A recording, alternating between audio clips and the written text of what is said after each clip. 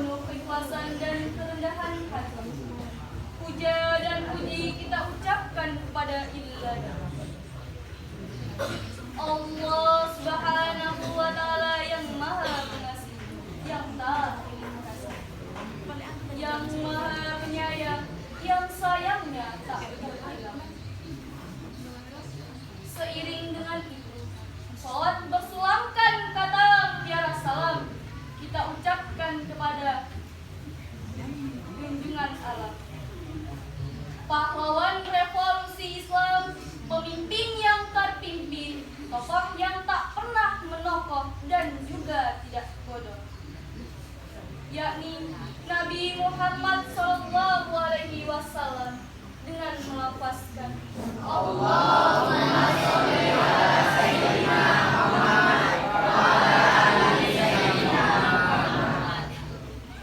Hadirin rahimakumullah, dalam kehidupan kita berbangsa dan bernegara, masalah dependensi moral semakin mewabah dan mengejala dalam berbagai bidang kehidupan.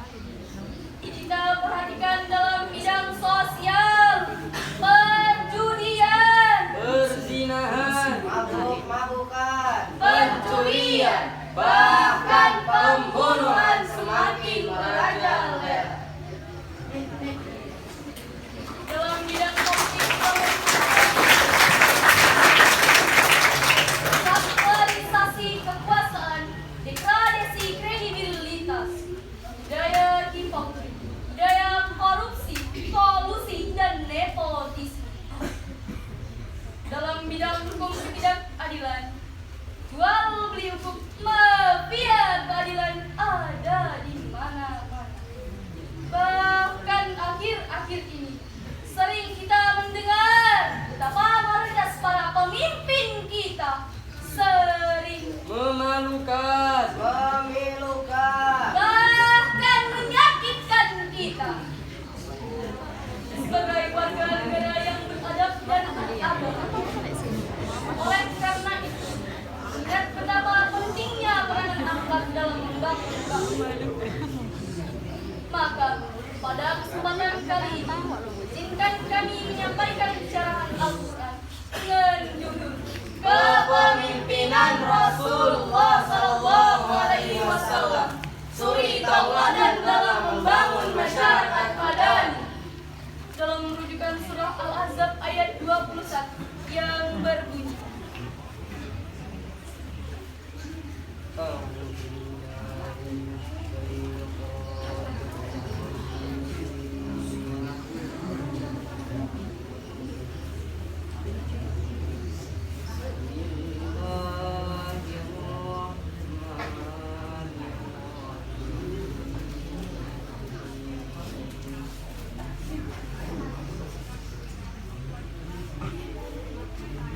laqad kana lakum fi rasulillahi uswatun hasanatun liman kana yarjullaha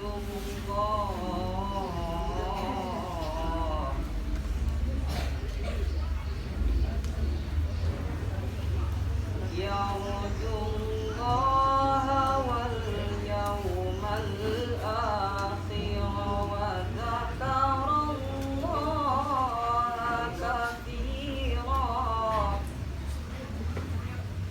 Aku berlindung kepada Allah dari godaan setan yang terkutuk, dengan menyebut nama Allah yang Maha Pengasih lagi Maha Penyayang. Sesungguhnya telah ada pada diri Rasulullah itu suri tauladan yang baik bagimu, yaitu bagi orang yang mengharap rahmat Allah dan kedatangan hari kiamat, dan dia banyak menyebut Allah.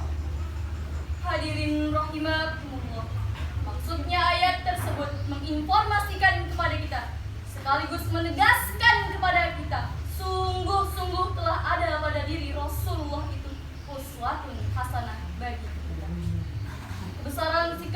Rasulullah sebagai seorang pemimpin yang selalu mementingkan kepentingan rakyat dan mementingkan akhlakul karim.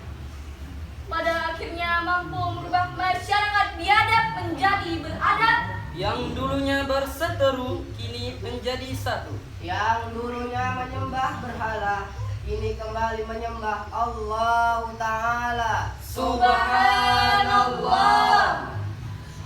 Sejalan dan sejalin dengan kandungan ayat tadi, Sayyidatina Aisyah radhiyallahu anha berkata, Kana khalquhul Qur'an.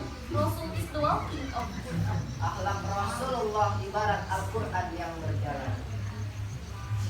Hadirin rahimakumullah, timbul pertanyaan, bagaimanakah akhlak para pemimpin bangsa kita? Jawabannya, alhamdulillah, di tanah air Indonesia tercinta kita ini tidak sedikit para pemimpin kita yang memiliki akhlak terpuji dan patut diteladani. Tidak sedikit para pemimpin berlapang dada bila dikritisi. Tidak sedikit aparat yang berjiwa peduli terhadap nasib bangsa ini. Apalagi ketika bangsa ini tertimpa musibah, gelombang tsunami, gempa bumi, tanah longsor, dan lain sebagainya.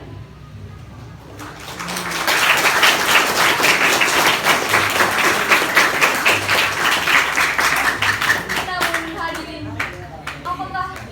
apakah mungkin kita akan menutup mata persaudaraan Nusantara, sedangkan di tanah air Indonesia tercinta kita ini setengah dipertontonkan oleh kenyataan para pemimpin kita yang katanya berjuang atas nama rakyat tapi tidak berorientasikan rakyat. Karena masih banyak aparat yang tidak amanat dan bergelimang maksiat. Bagaimana reformasi teraktualisasi sedangkan para pemimpin kita mengalami dependensi jati diri. Reformasi yang kita cita-citakan malah konstruksi yang jadi kenyataan. Hadirin rahimakumullah, timbul pertanyaan, apakah yang harus dilakukan para pemimpin kita? Sebagai jawabannya, marilah kita merenungi Quran Surah Ali Imran ayat 159 yang berbunyi, Fabima rahmatim minallahi linta lahum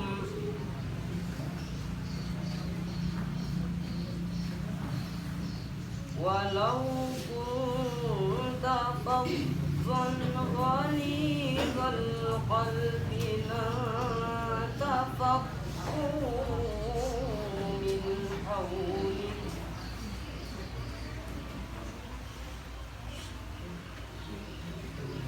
fa'fu anhum wastaghfir lahum wa syawirhum fil amr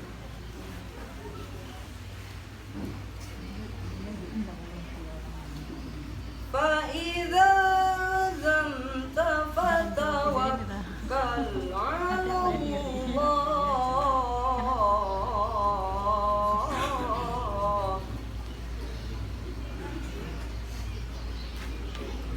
إن الله يحب المتوكلين